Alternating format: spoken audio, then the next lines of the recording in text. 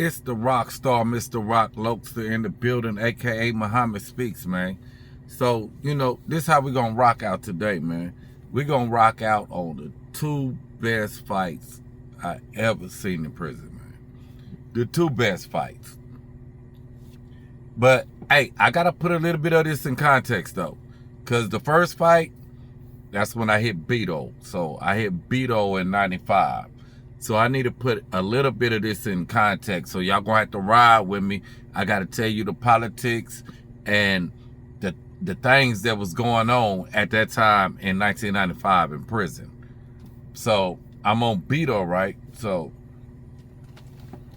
a lot of people, they like to get on there and they talking like, oh yeah, the band is this, the band is that. Look, if you wasn't locked up in the 70s, the 80s, or the early 90s, you have no clue about bandits. Only thing you know is the stories that they told. People like to get on here and talk about, oh yeah, the bandits do this, the bandits do that. You were not around when the bandits were around. And you probably need to be thankful. I wasn't. I hit prison in 95. I hit Beto. So in 21 years, I only known of one person ever getting their cookie snatched. And that dude was retarded and tried to break the white dude. And yeah, all that issue. Crazy. So in 95, I hit, it's at a transformation era, right? Penitentiary is transforming. So all this time, penitentiary been ran by like the cities, and Houston and Dallas being the biggest ones, they pretty much had all the pull, right? So you still had Crips and Bloods that was coming in the early 90s, but there was they had no numbers. So they would still go and join in, with the city stuff, right?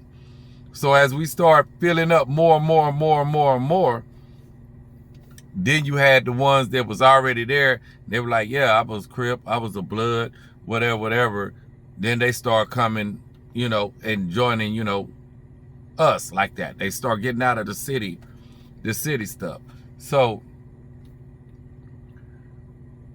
you had punks everywhere when I hit Beto.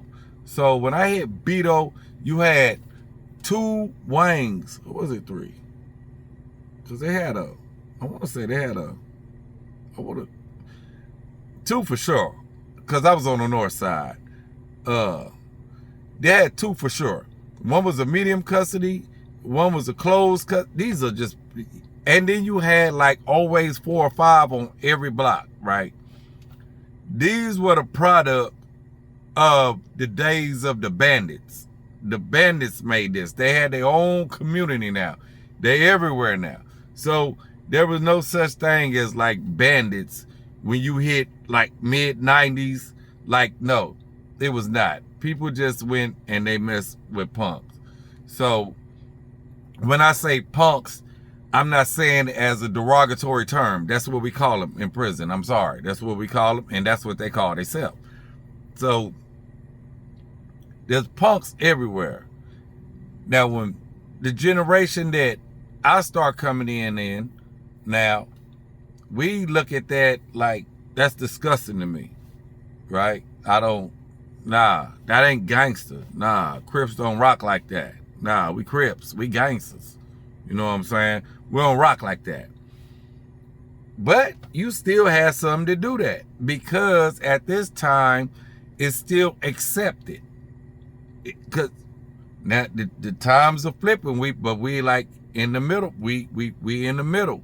Because you still got the Houston, Dallas cliques, but now you got Crips and Bloods.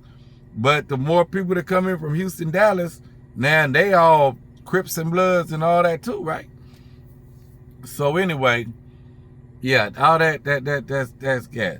So you have people that will actually fight you if a punk say something you punk might it can be, I don't know, just say something. do you know what time the game gonna come on? He'd be like, yeah, it's gonna come on such. Well, yeah, whatever. You had a fool that they be in love with them punks. They're coming up and be like, hey man, why you talking to my punk? We were like, fool asked me what time the game come on. Okay, don't be talking to my punk though. You're like, what? Man, you better get out of my face. Yeah, that right there in prison at that time can cause a fight. That's crazy. That's crazy. I'm gonna tell you the craziest part about it. Y'all make sure y'all smash that like button. That ain't crazy. But y'all make sure y'all smash that like button, man. Y'all get subscribed up. Y'all comment. Y'all share. Y'all smash that hype button too. I'm gonna tell you what's crazy. This is what's crazy though. Them same fools will come home to the free world and act like they ain't never did nothing. Like prison is Vegas. What happens here stays here. No, I know you. I know you. Yeah. So look, let me tell you. So 2 dudes out of Dallas, right? They both out of Dallas. So they end up getting to it behind the punk. But one of them don't mess with punks. The other one do. So what happened was he got the punk moved to the block, but he couldn't get the punk moved into his cell. So in prison, right, if you got the money, you can get anything you done that you want done. You want to get somebody moved in your cell, moved out your cell, moved on the block, moved off the block. You need major cases pulled, any case pulled. You need to get put in commissary, whatever, because you got inmates that work for like the captains, the lieutenants, the majors, and they all get the snitch jacket labeled on them. Maybe I don't know. I think they all were, but them are the ones that make stuff happen, right? Because you pay them, and then they go to the person they work for, and they so tight with them, and they'll work with them for years. There's even been cases where the captain or the major leave to go to another unit, and he'll take the major boy with him, or the warden boy with him, or the captain will take, hey, I'm gonna go over here and be major. I'm gonna take you. That part, they be tight like that, so you can't trust them anyway. But so he paid to have the punk moved to the block, but they moved the punk into this dude's house. I don't want to call his name, because I know he out there. But in his cell. So he stayed on one row. So they in the day room one day. I'm like, dang, boy, they strapping up. The one dude that don't mess with punks, or the punk got moved into his cell. I ain't gonna say he don't mess with punk. I don't know. I don't know what you do behind them closed cell doors. But I never even seen him fraternizing with any punks. He got to he'd cut his sheets up and into little strips, right? Wrapping his hand up. I'm like, whoa, shoot. Mind you, I'm still kind of fresh in prison. I'm just not hidden, because this is still 95. I've been here a couple of months. I'm like, oh, shoot, that finna get it on. I'm like, oh, he finna get it on with. But I know him, though. I've been messing with him. So I see him, he come out, the other dude come out. He got gloves. I'm like, damn. So they waiting on the law to go down the block, count time. So as soon as it go count, they in there. They eating. They eat. There ain't no bobbing and weaving. They just eating. They wop, wop, wop, wop. Wop, wop, wop, wop, wop, wop, wop, wop. And they eat like that for like 3 rounds. They put it like this. I don't even know if it was 3 rounds. But they ate until they both was exhausted. They both was exhausted. I don't think it was a winner in the fight. But they wasn't dodging no punches. And they was eating a lot of punches. Nobody even got dropped though. But they got it in, right? So when the fight is over with, whoop, whoop, whoop, whoop, they call us out for count. Go to count clear. So the dude who had the punk moved into, the dude who had the punk in his cell, that the other dude had moved to the block, but he ended up in his cell. They do the end. They do 1 row first, then they do 2 row. So I'm coming out, I'm going to 3 row. This is what you call an inmate pack up. I talked about that before. I look on the run, we coming out, only thing you see is he just slinging commissaries, hot pot, radio, just all on the run against the wall. He didn't sack them up. He threw the sacks out there. He took all the punks' belongings and just threw them out. Like, boom. So when punk come out, like, you can't come back in here. That's what it is. Ain't no coming back in here. But the whole time, now I found out later that it was behind the punk because old boy felt like, hey, my punk in your cell, and I feel like you messing with my punk, so we need to get this understood. Like, hey, that's my punk, you don't mess with my punk. Can somebody make that make sense? Y'all jump in them comments and make that make sense, man. Y'all smash that like button too, man. Let's get this video moving. Y'all make that make sense, man. Fast forward, I'm on Ferguson now. So I got a homeboy named Lil Melvin. Lil Melvin 5 deuce out of Fort Worth. Lil Melvin go hard with his hands. Lil Melvin want to be on all the hits. He want to be on all the violations. He just love to fight. This is what he do.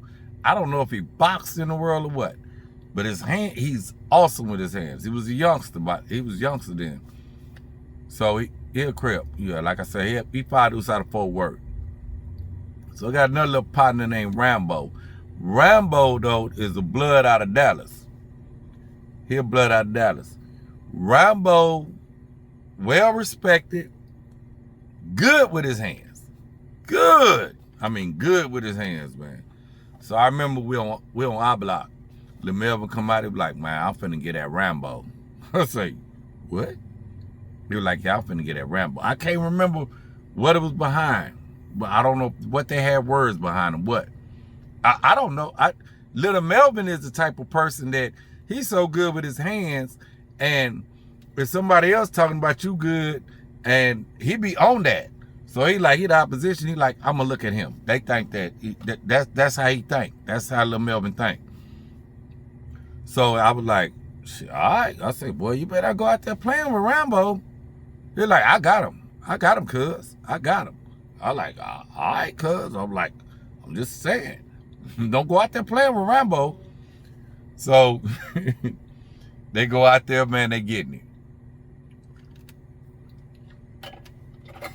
Everybody like, hey, count time. Hey, y'all get from up under that TV, man. They finna get it. So they go out there, they get it. Now this ain't no slugfest though. Cause Melvin know how to fight and Rambo know how to fight. But there's basically no room you can go. You gotta be careful cause you're in a corner, so the corner is you're going like this. And then there's benches right here. So you in a small little area. Then you got the TV. The TV is propped out from the wall on a stand. So you gotta be careful right there too, because you'll hit yourself and bust your head wide open. So you got that little area. So they in that little area though. And they eating, but they not just slugging, they weaving, whoop, whoop, whoop, and they doing their thing. So the first round, I think it was fairly even. Right? The only thing is, I feel like Melvin was stronger. Melvin was hitting them harder. Lil Melvin was hitting them harder than what Rambo was hitting him. The second round, same thing. I mean, it's so close. At this point, the fight could have went either way. Either way. It's so close because they both tagging each other. It's the only thing is Melvin got the power punches. He got the power punches, so he's hitting them harder, right? And the harder I hit you, the more it wear on you. And when you fighting someone, and especially when you fighting in prison, once you done took some of their best licks, and you figure out that you can't hurt me. You can't hurt me. Now I can really, really get loose. Regardless of how good you are, once I figure out you can't hurt me and I hit way harder than you, I got more, I won't say opportunities, but I got more options. That's the word I'm looking for. I got more options now. So they fight that second round, right? We like, all right, wait, hold up. Finna go up 3-row. They go up 3-row. I feel like Rambo was tired. He started getting tired. And the power punches was weighing on him. So when they go through to do the third round, Melvin catch him and he go down like and sit on the bench. Boom. But then he pop back up. See, that I don't care. That's a knockdown. And boxing, what they call that, y'all? In boxing, if your gloves touch the floor, what they call that?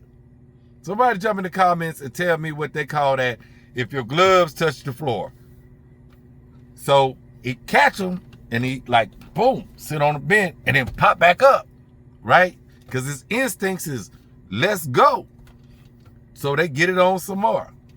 That round, Melvin got the edge. Not only because of that, but I think Melvin probably hit him maybe 5 to 6 times more. And it was hard. So I think what they was having was a respect thing because, you know, Rambo was known as, you know, he was one of them ones from the other side. And Melvin was one of them ones that was from the Crip side. And I think they, whatever it was, they bumped heads and was like, and Melvin was like, yeah, okay, I want to see what that's about. And Rambo like, hey, let's do that. Let's do that. Cause yeah. So after that round over with, go to Melvin. I'm like, man, you good or what? We talking, boom, boom, boom. He was like, shit, baby, he want to go some more. I want to go some more. Melvin like, he don't look tired or nothing. But we go over there, we talk to the blood and shit. And we like, what's up, Rambo? Y'all through or what? Rambo like, shit, man. Hold on, get this breather. And when the law come out, caught us on the back run or whatever, you still want to go, we can go. I ain't doing no tripping. So we all just came to a consensus that like, we're like, nah, that's over. Y'all done fought a good one. Y'all done fought a good one. I mean, a great one. Y'all done fought a good one. And man, we're gonna leave that at that. So, just like real gangsters though. Hey, they went and they talked, shook hands, and like, boom. And they was cool after that. And that's gangster. That's gangster right there. We get it in. We shake hands. Hey, you earn my respect. I earn your respect. I ain't got to pull out nothing and take your life. That's what we got to learn. We don't have to take nobody's life, man. And it was a good one. Wasn't no riots, wasn't no shanks, wasn't no nothing. They got it in, and they earned each other respect. And it was a wrap after that, man. It was a wrap after that, man.